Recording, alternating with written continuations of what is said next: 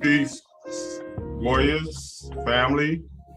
This is Dr. Sadiki Che Baye, the host of the Men's Room, coming to you every Tuesday at 7:00 p.m. Eastern Standard Time, coming live from Philadelphia, Pennsylvania.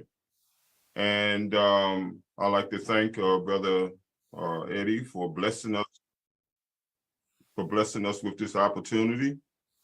And this is the place where you hear the voices of the Black men in our community, the ones who are accomplished, the ones who have contributed to the upliftment of our community and the rebuilding of our community.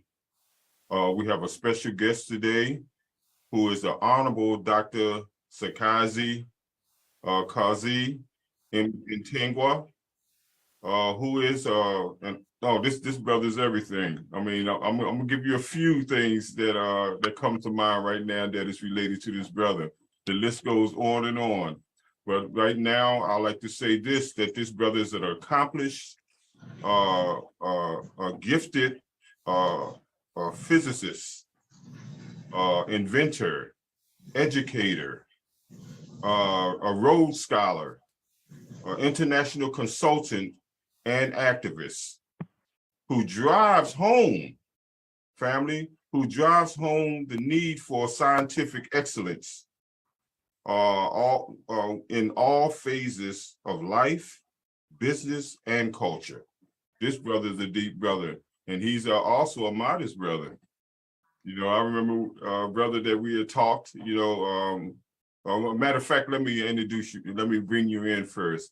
This is the Honorable Dr. Sekazi Kauze Mtingwa, who is my welcome, brother. Thank you, Dr. Sadiki. It's certainly a pleasure to be here.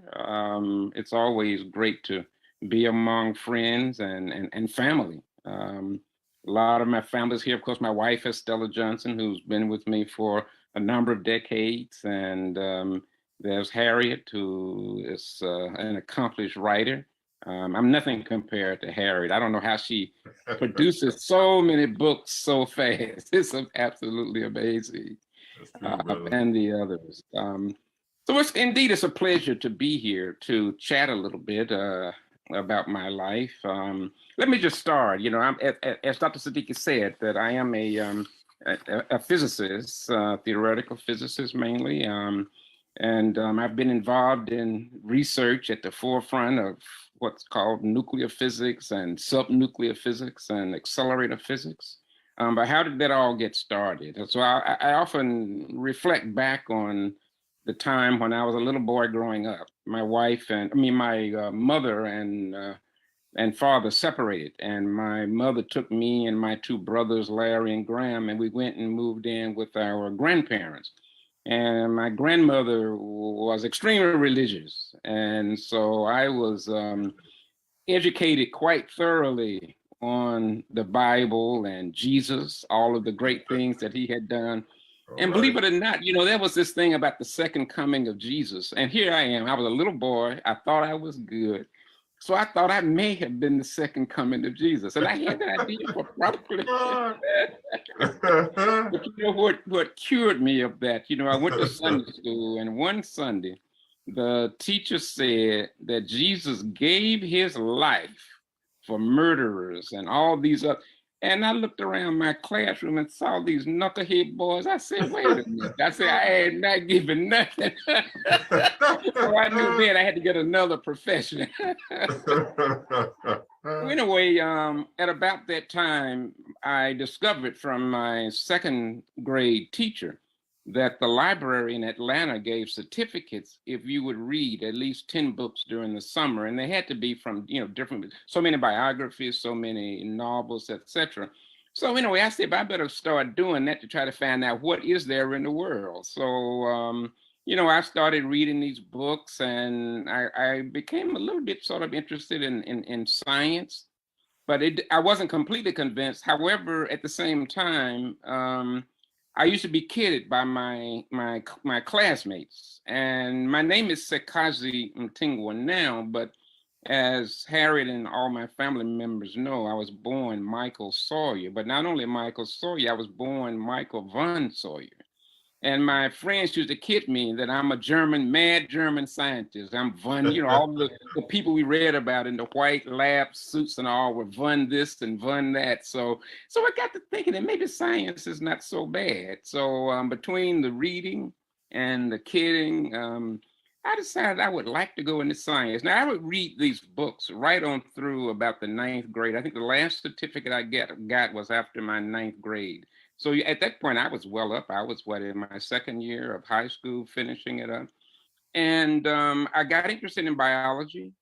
And also I got interested in the idea of working on a science project. And so I had a great teacher, a woman by the name of Dorothea Jackson, who pushed me in this respect.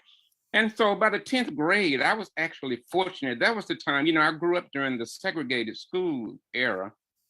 In the 10th grade, they integrated the Georgia State Science Fair. It was held at the University of Georgia in Athens. And I went and took my project there and won first place. So I was so excited about that. I won first place in botany. Now I was thinking I won first place in biology because I don't even know if I knew what botany meant, you know. So my project was one of a closed system of astronauts and algae, so that the algae plants would grow and they would give they would give off oxygen that the astronauts would need. You know, the astronauts could eat you know, algae and get the nutrients, and vice versa, the astronauts would give off the carbon dioxide that the algae needed, and they would the waste from the humans can be used to fertilize and grow the algae. So that's the system. It was a closed system for space travel. So I was always, you know, extremely proud of that. But one of the things at that science fair, one of the prizes that I won was a huge box of different paperbacks on different fields of science written for the layperson. And one of them was, well, there were 3 books on Einstein's theory of relativity. And I read those, and from reading those books, I was caught from then on that physics was the way that I wanted to go. So that's what sort of got me along the road of pursuing physics. But I think I could stop here and say that the most important thing that I did was reading. So this is one of the reasons I'm so fascinated by my cousin Harriet, the fact that she can write all these books, because reading is what really, I think, opens one's eyes. I think that the young people nowadays look at too much TV and video Mm, games and all of this stuff that don't really mm, challenge you to think and imagine what's going on in the world around you. But reading books is just so fascinating. You enter different worlds, and I'm so indebted to that. So all my life, I was really big on reading. Nowadays, I'm so busy on things. I don't read as much as I would like to. But reading, as a college student, I always wanted to speed read. I heard so much about the Evelyn Woods Dynamic Reading Institute. So I finally took that and became a speed reader. And so I could read rapidly as a young adult. As I hit my older years, I found out that speed reading made me nervous. So I had to learn to read slowly. But anyway, it's all good. The important thing is reading. Okay, so this leads me to, okay, I went on to MIT and received bachelor's degrees in both physics and mathematics, and graduated Phi Beta Kappa. I'm very proud of that. And from there, Beautiful. I went to Princeton University, which is actually where Einstein ended his career. He spent the latter part of his career at Princeton. So I went there and majored in theoretical, particle physics or subnuclear physics. And then I went on after that and did the usual postdocs and so forth and so on. And so I had worked at some of the major laboratories in the country doing front scale research. So over the years, I developed this philosophy that I try to impart upon young people coming along, especially college students that I interact, because I do a lot of mentoring. And that is that you can't save the world if you don't know anything. So the first thing you need to Mm, do is educate yourself. Spend the first part of your life just studying and reading and educating yourself. And when you can establish yourself along a career path, then you can start reaching out and helping individual people to also maximize their achievements. And as you get older and continue to do that, at some point, you want to change society. You want to change national society. You want to change world society. So that's the stage I'm in. And I've been in this stage for some time, maybe for the last 30 years.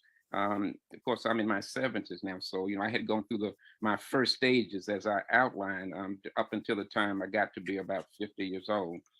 So one of the things that I was involved in, one of the early activities was co-founding the National Society of Black Physicists.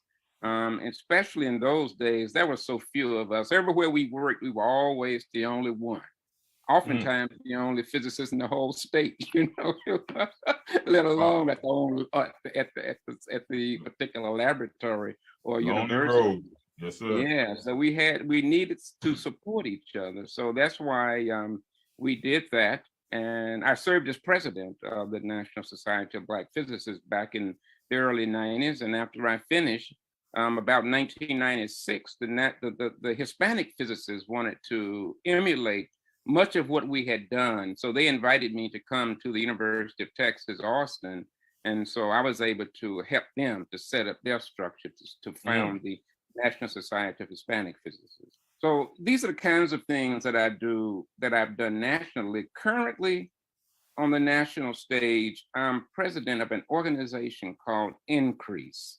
And Increase is the acronym for a very long title, which is the Interdisciplinary Consortium for Research and Educational Access in Science and Engineering. And so what we try to do is work with historically Black colleges and universities and Hispanic serving institutions, Native American serving institutions, to connect the faculty and students to many excellent research opportunities that are in progress at our national laboratories. mm. The kind of facilities they have at those national labs, a university would not have. I mean, for instance, I'm an accelerator physicist, and an accelerator could cost you $1 billion, right? I mean, so you're not going to put In general. Now, there are a couple of universities that, like Cornell has an accelerator, have national accelerator facilities, but most universities don't. So that's why the big national labs are set up to be what we call user facilities, so that we need to have more of our minority serving institution faculty and students taking advantage of those opportunities. So I spent a lot of time as president of Increase trying to make that happen.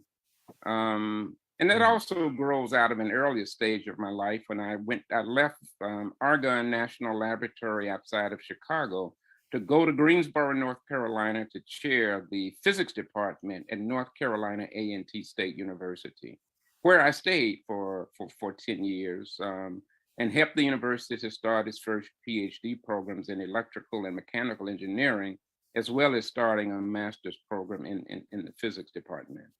So these are the kinds of things nationally. So I can't reach out across the ocean if I don't do something at home, right? People always want to know, you spend all your time in Africa, what are you doing at home? So I can Yes, tell them, sir. okay, so we can sit down and I can chat about what I'm doing at home. So, you know, in 1988, a group of us met at something called the International Center for Theoretical Physics in Trieste, Italy. And so we had representatives from the US and from a variety of African nations. These were physicists and mathematicians, engineers. And we decided we wanted to do something to try to push Africa ahead in the fields of science and engineering. So we founded something called the Edward Boucher Abdus-Salam Institute, and that was about 1988. And out of that, my involvement in physics in Africa has just really been, you know, a great joy in my life. And the downside is that I spend too much time in the air. You know, I'm constantly traveling. I remember one time, this is in the latter part of my career when I was teaching at MIT. I had a meeting in South Africa 1 week. In 2 weeks, I had another meeting. But it was a critical time in the semester. I had to take care of my students. So I had to fly to South Africa, have these meetings, fly back to Cambridge, Massachusetts to kind of close out things with my students, and then fly right back to South Africa. I mean, that's a 17-hour air trip, right? You can fly nonstop these days out of Atlanta to Johannesburg. It's a long, long, long journey. You know, during it so many, I must have been out to South Africa maybe 20 times over the last, since about 2000. And I actually enjoy it now. You know, it's not so bad. I have nothing to do. As I said before, nowadays I'm just working constantly. But when I get on that plane, I have 17 hours of peace. So it's not so bad after all. So anyway, much of what I do nowadays centers around something we call in physics a synchrotron light source. So what is this accelerator? It's an electron accelerator that's about 300 meters around. And when the electron beam travels around this circle, you can wiggle the beam at any point along the path, and it will emit intense bursts of X-rays. And these X-rays are used to decipher proteins, to study diseases. They're used to study structures of materials, to create new materials. You know, nowadays, we can conceive the idea for a material and then go to the lab and construct it. And one of the important tools in making this possible are these so-called light sources. And so if you look around the world, Africa is the only habitable continent. Now, Antarctica is inhabitable, so it doesn't count. But if you look at all the continents that people are living on, Africa is the only one that does not have such a light source. So one of my commitments, and I've been struggling with this since around the year 2000, is how to convince African governments to construct one of these $500 million accelerator facilities. I mean, this thing is so important that you know, countries around the world are racing to build ever more modern of these synchrotron light sources. Africa is left behind. So that's something that I'm really involved in. We founded something in 2015 called the African Light Source Foundation. And so we've been working really hard trying to mobilize our forces.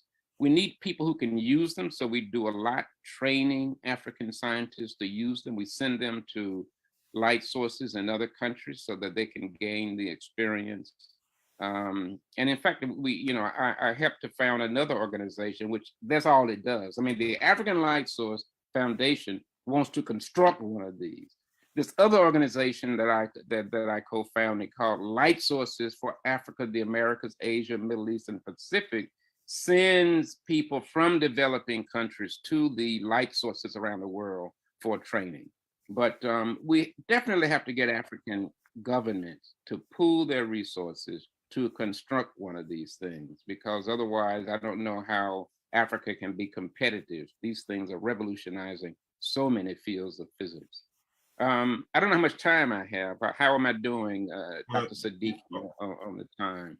Oh, yes, sir. Well, you have 5 more minutes, brother, but that's beautiful so far. And what I'd like to interject or share with the listening audience is when I met you down in Atlanta, we were talking back and forth, and Right. and I was telling you how great and how minded you are, and we were sharing some word, and you say, "Wow, man, that's deep what you're saying. Why don't you put that on paper?"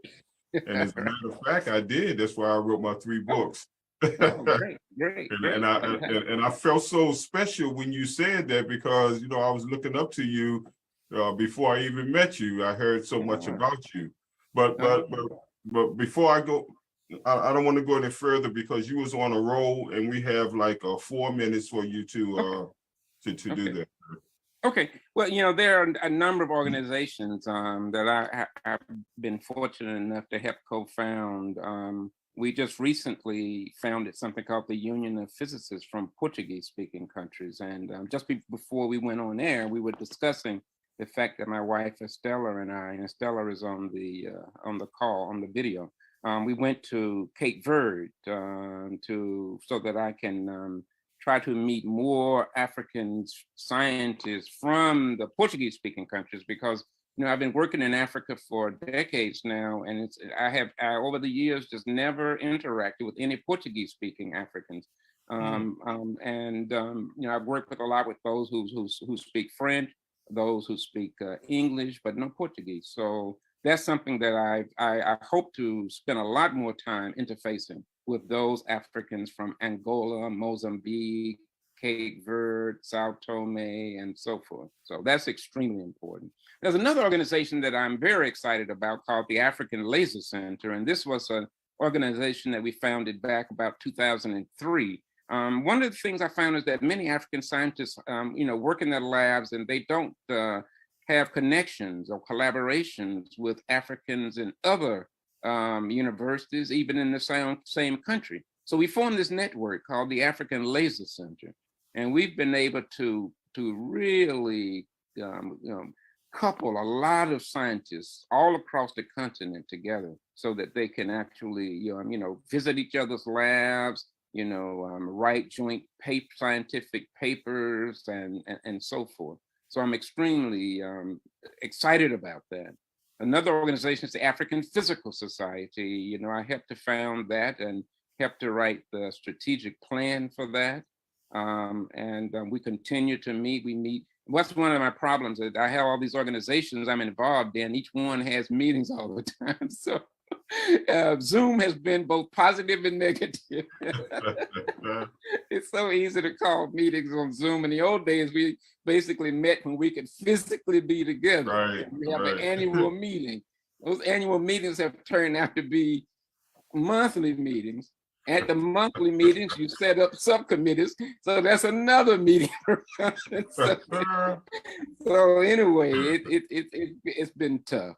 And then another place I've been involved in founding something in Tanzania called the Julius Nyerere University of Agriculture and Technology. And I really feel close to that university, because when I changed my name as a second-year graduate student to Sekazi Mtingwa, it was Tanzania that I was thinking of, because I really admired Julius Nyerere and what he was doing there. So my name is from a group in Tanzania called Bonde, and Sekazi. Kazi means hard worker, a worker with the implication of being a hard worker, and Mm, Se is a male hard worker. So I have a daughter who's Makazi, which is right. the female hard worker. And Mtingwa means one who was confronted by many problems and yet overcomes them. My middle Mm, name, Kauze, basically means go and ask. It's being inquisitive. So anyway, so Tanzania, I've always had a certain closeness for, and when I finished graduate school, wanted to go to Tanzania and teach in a university. That did not happen. However, I was many years later able to go and to help found a university in Tanzania. So this university now is about 5 or 6 years old, something like that. So wow. I'm very happy about that. So with that, I think I've come up to the final. So I will turn it over. It's been a pleasure talking about some of my life experiences, and I will turn it over to my good friend, Dr. Sadiki. Well, don't you go nowhere, brother. Just hold on. We're not finished with you yet. We might get you back on it. Not might. We're going to have you on again in the near future. Sure. So get your schedule together. Okay. Okay. Yes, sir. Well, No problem. I noticed, brother, that you're excellent in all phases of life, business, and culture. And I really appreciate you. Let me ask you this question, Warrior. How what how can you motivate or inspire the youth today to get into this area? We have like 3 or 4 minutes. Yeah. I think the thing for young people, I always have this thing that each of us is the best in a number of things. So you have to pick one of the ones that you're the best in and go for it, right? I mean, so to me, it's not so important so much to excel in science, but to excel in whatever is your gift. And the science will come because there will be people who like numbers. Believe it or not, I don't do numbers too well. I like equations. I sometimes I struggle with my times tables. Well, we need to come together, Right? brother, because I love math. Okay, great. So anyway, so if math is your thing, go for it, right? Which is why, as an undergraduate student, I mean, I love math. Of course, math is the language of science. It's the language of physics, and so that's why I double majored in mathematics then. But then I didn't have to do numbers. We just do equations. So anyway, so it's important for people to. That's why I think reading is the key. Get the children off of these video games and all this junk they do and let them read, right? And they will discover something that they really will enjoy. At the same time, I think, the world is so small now, it's extremely important to learn languages, which is why in college I took 3 years of Russian. So I'm reasonably fluent in Russian. I'm a little rusty now, but I'm able to, in fact, I went to the Soviet Union back in the day, right before the curtain fell, and spent 6 months there with my wife, Estella, and 2 little daughters in the kindergarten and 3rd grade. So I think languages are extremely important. One of the things I have to do is to learn some Portuguese since I'm now engaging with my Portuguese colleagues. Beautiful. Well, I really thank you for that, brother. And I look up to you like, that you are our hero. You're one of our heroes. And we really appreciate you, brother. And when I was talking to you, I felt kind of special when I met you there in Atlanta. It was a special kind of thing there. So it kind of pumped me up. So we feed off of each other's energy, and I'm sure you understand that energy thing. Correct. Yes, sir. So Absolutely. thank you so very much for being who you are, brother, and all that your accomplishments. And we really appreciate you. And but we have 1 more minute before we go into the commercial, and then on the back end, Queen Mother Harriet is going to mute everybody, and then after the commercial, you manually unmute your computer, and have a question or a comment or something to our warrior to show our appreciation. But right now, I did meet your daughter, a couple of years ago, and she's all of that, brother. You know what I mean? And I thank you and your wife for Thank you. for bringing about a high-minded queen as she is. And so with that in she's mind, a computer whiz.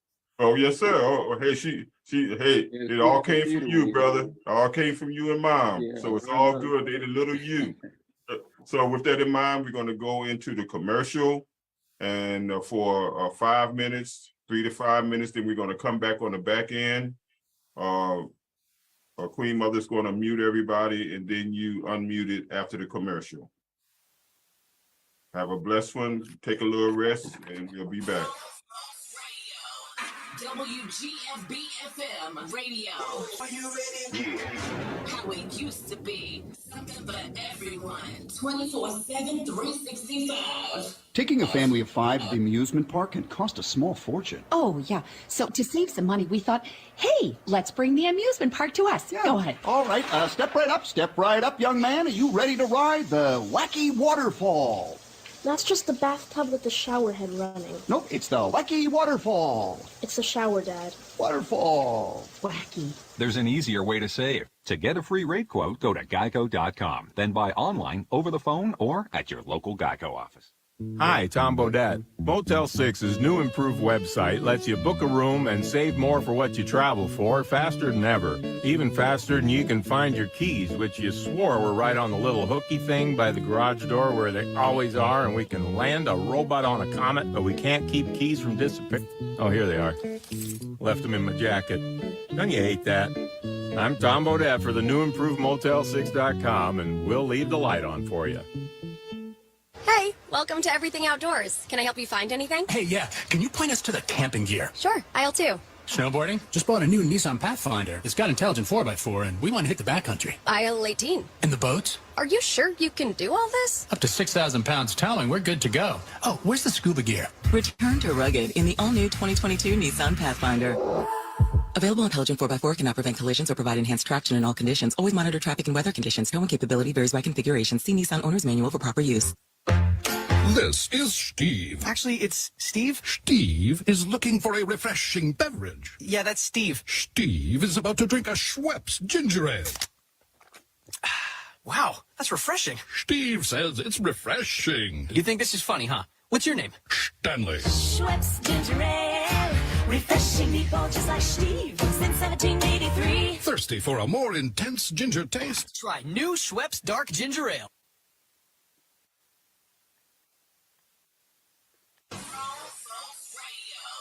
WGFB-FM radio. So are you ready? How it used to be. Something for everyone. 24/7, 365. After these messages, we'll be right back. The COVID. Cinda Williams here, and welcome to the Grown Folks Radio World. Wednesday afternoons from 2 to 4 Eastern, I host the PPC radio show with Shelly Shell Williams. Hey everybody, it's Shell Williams, Philly's Oprah. We got some important stuff to talk about. Fridays at noon Eastern, I present the PPC podcast. It drops on Spotify, Anchor, Apple Podcasts, iTunes, and many more. Please join me for real talk, great guests, lots of laughs, and powerful, precious conversations that can fill your self-help treasure chest with gems. Listen, you only think you know Cinda Williams, co-host of the PPC radio show and the Melanated Morning Show. You've seen her in films with some of the GOATs. You may have even heard her sing her way to the top. You don't have to judge the book by its cover. You can get the book and read it cover to cover. I'm talking about Pink Panty Confessions by Cinda Williams, available in paperback and digital format in all good bookstores. I would probably look in Amazon. WGFB-FM radio. So are you ready? How it used to be. Something for everyone. 24/7, 365. Peace, warrior. Peace, family. This is Dr. Sadiki Che Baye coming back on the flip side of the program. I hope everybody unmuted their device so that you can get involved in our second half. And I'd like to say we have a special guest, the Honorable Dr. Sekazi Kauze Mtingwa. And he is an accomplished physicist, inventor, educator, Rhodes Scholar, international consultant, and activist. Oh man, he's all that. I don't even have time to be running all that down, but that's my brother there, and I appreciate the ancestors blessing us to meet each other and to communicate with each other, to share, of the energies. So now my energy is picked up because now sometimes it can seem like a lonely road. But when you run into one of the warriors that's on the journey, then it gives you that little pump, give you that little energy. So now I'm energized to go to another level. Thank you, brother, warrior. So thanks for the invitation. Oh yes, sir. So I'd like for the listening audience to participate and have a question or comment on observation to show our guests some love and respect, because we have to start supporting one another and stop depending on other people. We have to get our communities back in order. No matter what goes on in our lives, the community is the foundation to everything. That's what kept us together. That's what kept us always drawing a line and never crossing the line. We don't have no lines no more. We just all over the place, family. And it was done to us purposely. So we must be intentional about our efforts to get through this so that we can get back to our original way of life, which is the children of the Most High. So if anyone have wait a minute, before I do that, for 1 minute, brother, doctor, how was it when you lived in Russia? What was the feel of you being in Russia?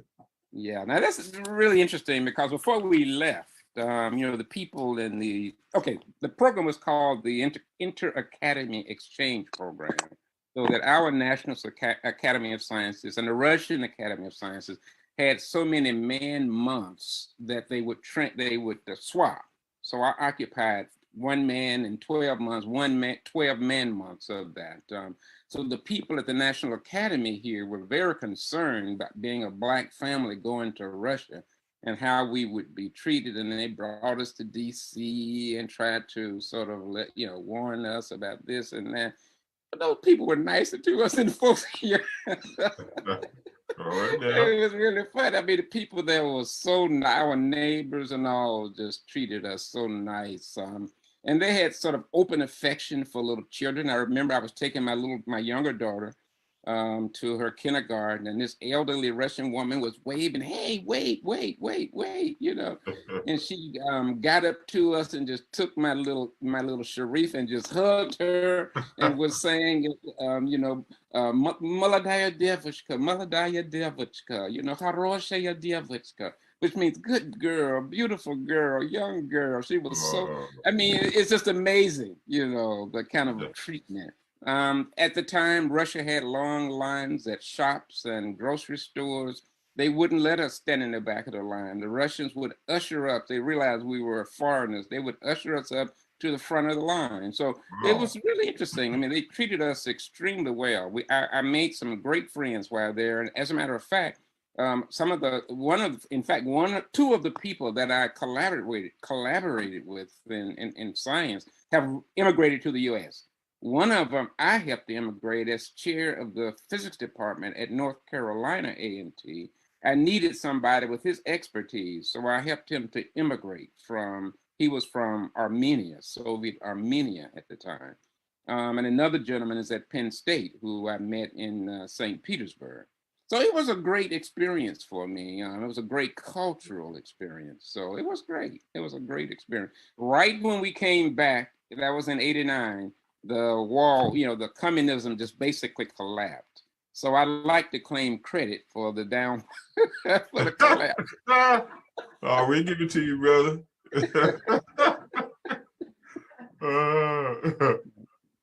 Yes, sir. Well, listen, brother. One of my colleagues at Temple University, who is an ancestor now, Dr. Burton, he often went to Russia. He specialized in etymology and history, and he went there and actually taught the Russians about themselves and their language and the original meaning of words and so forth and so on. So I feel special being in that kind of energy, but the time is moving, so I'm going to turn this over to the listening audience. If you have any questions, comments, or observations, we appreciate it right now. All right. Hi. First of all, where are you from and what's your name? Hello. Hello. Hi. Let us know where you from and what's your name. Hi. My name is Abinah, and I'm from Philadelphia. And I just wanted to give congratulations to, may I call you Professor? Yes, yes. Absolutely. Okay. Thank you. Professor Sekazi. I just want to congratulate you because I was impressed from the very beginning when you spoke about being a second grade reader. To me, that's very commendable because I believe that if more of our children read more books, they too can reach their maximum potential and become great men, just like yourself. It's so essential to catch them when they're younger. And it's so good that this information is coming out so that others can know and let the children know you got this in your DNA. You too can be that. So again, I congratulate you on all your accomplishments. You stay strong and keep on going. And I also, I also would like to thank Dr. Sadiki for being a great man and for highlighting all the brothers. Thank you. Okay. All right. Those are the comments that I wanted to make. I'm very impressed. Oh, thank you. That's very kind. Yeah. Yes. You know, I was thinking on the various things that, you know, being involved in all these things. You know, I've often over the last 5 years or so thought that the age thing should be inverted. Somehow it's backwards. Because if I had my 20-year-old energy now when I need it, I would be in much better shape. As a 20-year-old, all I was doing was sitting down reading. You know, I didn't need any energy. So it's this thing is backwards. Our lives are backwards. yes. Hey, look, that's a great point because they did flip upside down. So we are backwards in a lot of different ways, and that was done purposely. And in order to do something about it, we have to peep that and then devise a strategy and connect with a process that will reverse this thing. And we have to do that together. We got in this mess together. We got to come out together. So with that in mind, is there anyone else who would like to make a comment or a question or observation? You got the floor right now. Good evening, Dr. Sadiki and Dr. Sekazi. This is Paula. Hello. And my question is, are there any programs or Zoom sessions or any type of availability for our millennials, our millennial males specifically? Because I think that they would benefit, they would benefit tremendously from the wisdom and knowledge that's being exhibited here. So first and foremost, thank you so much, Dr. Sadiki. Thank you so much, Dr. Sekazi, who, you know, and it would be so beneficial to have a group of millennial males hearing this because so many times they're not listening to this type of wisdom and information. And I just think it would be a beautiful thing. Yeah, I think, in fact, you make a good point. I think if they were to tune into this program, they would get a lot. So if you can somehow convince as many as possible to tune in every Tuesday night, I think it would be most profitable. Now, that's an excellent point, because this is what I want to emphasize when I give a shout out to bring somebody else with you, preferably the youth, because we have to really motivate them. Somewhere along the line we lost sight, and we need to go back and see what happened, and we need to, what do they call it, redemption. There is such thing as redemption. So we have to really gather ourselves and come together and turn this thing around, because we keep blaming the children for everything. The children didn't come here that way, they ended up this way. So the environment, somewhere along the line, the environment caused them to continue to do what they're doing. So that's an excellent point that you brought up, Queen and Doc, that we need to get our youth involved, because that's our future. They are the little us. So we have to give them a better opportunity and a better chance to advance. Absolutely. So is there anyone else who have any questions, comments, or observations? You got the floor. Who is this? Manny? That's the one that just finished talking. Okay. This is Juanetta. Juanetta. Okay, Manny, you I saw a hand raise. Go ahead. My name is Manny. Dr. Sadiki and Dr. Sekazi. How? That's rhythm there. Yes. That's right. I would like, I'm amazed every time I speak with Sekazi. I'm just overwhelmed. I would like to bring it down to earth a little bit. I'm not a scientist, I'm a business manager, but I had the privilege of visiting Dr. Sekazi's home, and his young daughter had to do her spelling, her homework. And Dr. Sekazi is so down to earth. He thought about it. She said, Dad, I've got to do my spelling. You're going to help me with my spelling. He said, go ahead. You call the words to me. And so she did. She called the spelling words to him. He wrote them down and he gave them to her to correct. And she came to me, she whispered, he can't spell. You never told me brother.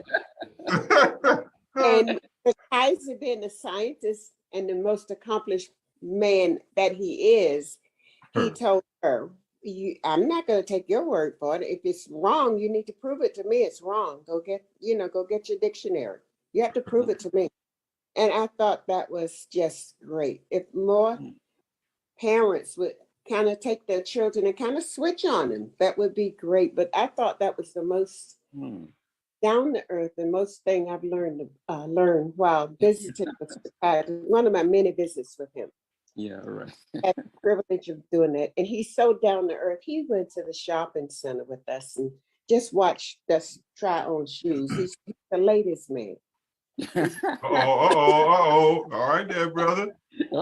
Get me in trouble now. Yeah. Well, he said, hey, brother, you didn't say that. My wife and Stella is on this line. You didn't hear what you heard. How they said you didn't hear what you were listening to. Stella was with us. Stella was with us. Oh, she was with. Okay, I'm safe. Okay. Oh, you safe? Your wife was with you. Okay. Yeah. His wife, myself, and the two girls, and we were trying on shoes, and we were sitting there and said, "Oh, those are pretty." And I mean, you just can't ask for a better person. Down to earth, smart, and my cousin. Yes. Thank you. Well, because of the team effort, brother, don't worry about it if your spelling is off. We got you. Yeah, these children, I tell you, like now, actually, both of my daughters are computer specialists, and when I go and ask them, if I have a computer question, I can ask them, but I have to study up a little bit before I ask them, because they make me feel so bad. Daddy, what did I tell you last time? I think Juanetta had her hand up too. Yes, and next person, you got the floor. Richie. Go ahead. Anyone, if you have another question, or I'll just go ahead on and go ahead. I said, Здравствуйте, Sekazi. Oh, здравствуйте. Oh, вы говорите по-русски. Oh, я не знал. Okay, Я you speak говорю Russian. по-русски. Oh, очень хорошо. You speak Russian. Да. All right now. We're part of a tradition in Atlanta of having gone to segregated schools, Turner High School and Washington High School and Howard High School. But I want to specifically say that Sekazi was part of where they had new science and new math, remember? Where we didn't count and do numeracy as what was in the one-room schoolhouse. There were experiments that were coming out of the University of Illinois about instructing mathematics and science, because Sputnik took place in 1962, 61, and America became very much interested in boosting and racing with the Russians for the science quest.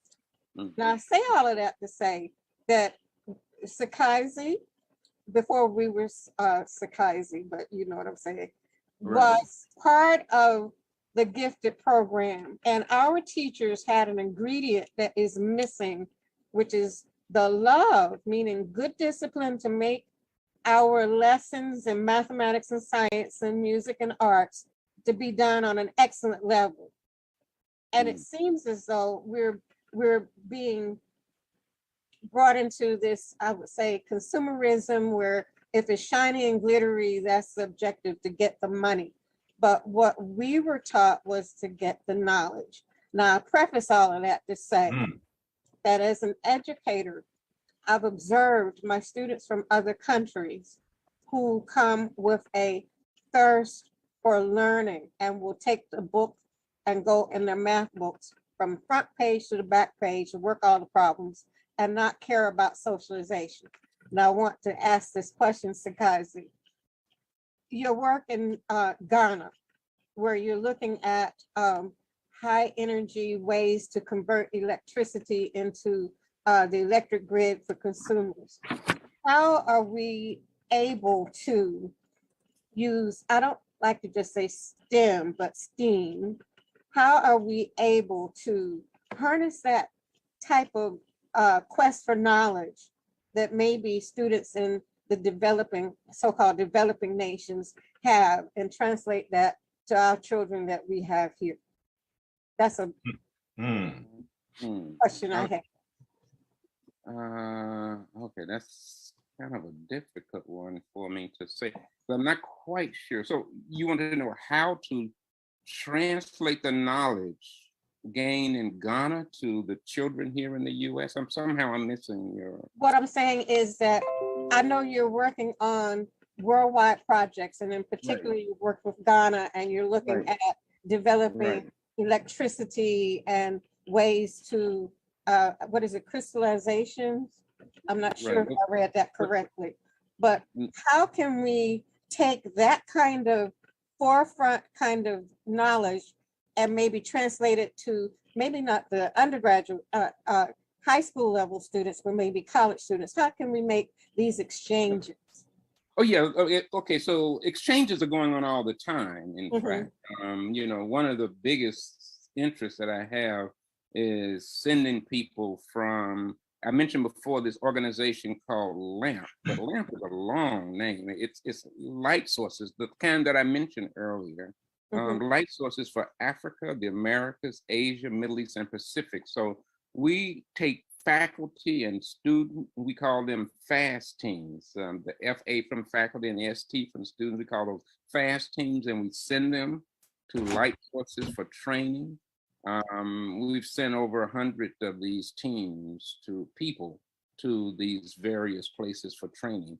Then we have other kinds of exchange programs. We bring African students to the US in many cases, and they can do the research for their PhDs or master's degrees. Then they can go back home to their institutions to receive, take the final exams, whatever they need to close out those degrees. They call those sandwich programs. So we do a lot of these things. And then online, we have a lot of what we call webinar workshops and webinar schools for high school teachers, for undergraduate students, for professionals to train them, introduce them to new areas of science and engineering. So the world is small. I mean, you ask a great question, but in fact, that's the kind of thing that we're doing. We're moving knowledge from continent to continent. And that LAMP program that I mentioned, when we say the Americas, we mean Mexico and the Caribbean, essentially. And in Asia, we're talking about Southeast Asia, not China or Japan, those that are highly developed. Of course, the Middle East, and then the Pacific Islands and all of Africa. So, and we try to move people around. I mean, the world is so small now, but that's what we do. So we have so many webinars, so many visitorships to do precisely the kind of thing that you are asking about. I hope that sort of answers. Yes, I appreciate that. And I'm thinking about how, and this is on a personal basis. Yeah. Because of your accomplishments, I'm chiming. We have 2 minutes. We have 2 minutes. I'm just saying,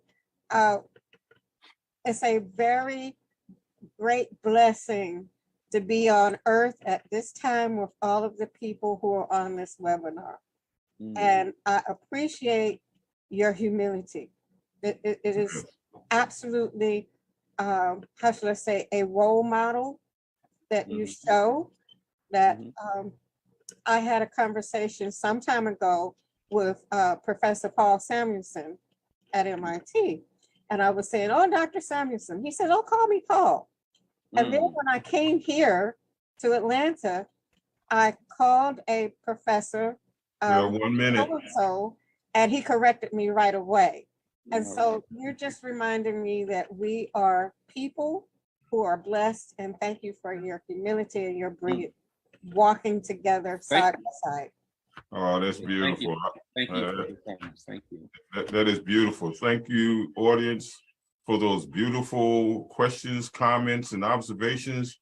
They were on time. You definitely showed the warrior some love.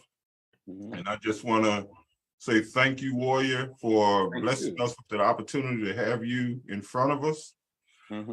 Excuse me, and to sharing with us, your journey is very inspirational. And I just want to let you know that we will always appreciate you. And if there's anything that I can do, in reference to upliftment, because my specialty is mental and spiritual, and we need that because we are too physical today, and that's why we are too overly emotional. So we have to get back to our reality, and that's spiritual and mental. We are spiritual first, but they flipped us upside down and we became physical first. So we got to work our way back to our reality. And we got in this mess together, and we got to come out together. We need each other more than ever before. And I thank you for inspiring us and being there. Oh man, she is exactly right. Your humility is unbelievable. And you're worthy of everything that the Creator and the ancestors bless you with and your family. Well, thank you. This has certainly been a great pleasure for me, and I wish all of you the best as we move forward. Thank you so much. Yeah, thank you, brother. Now I want to before we got 2 minutes left, I like to say that this is a special thing for me, to highlight our people, especially the heads. You know what I mean? And the brothers, man means mind, a thinker.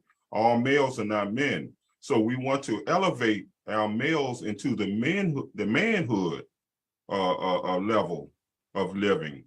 And that takes a process, and it's not going to happen overnight. So we have to have patience, and patience develops faith. And we have to understand that. So once you pray, now you have to be patient.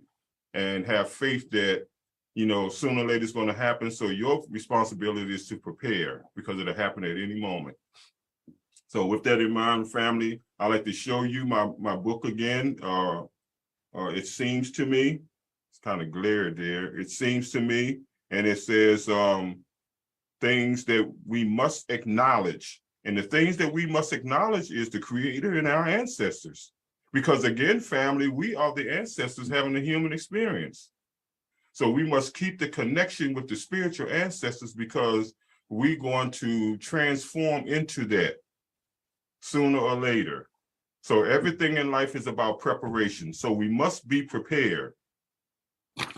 You know, and anything that's an obstacle or no good for what you're about, then push it to the side. It's not always who it is, but it's always what it is.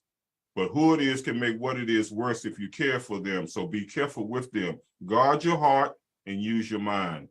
So with that in mind, family, this is Dr. Sadiki Che Baye, coming to you once again as your servant.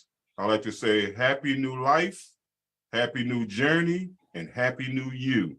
This is Dr. Sadiki Che Baye, your servant. Peace.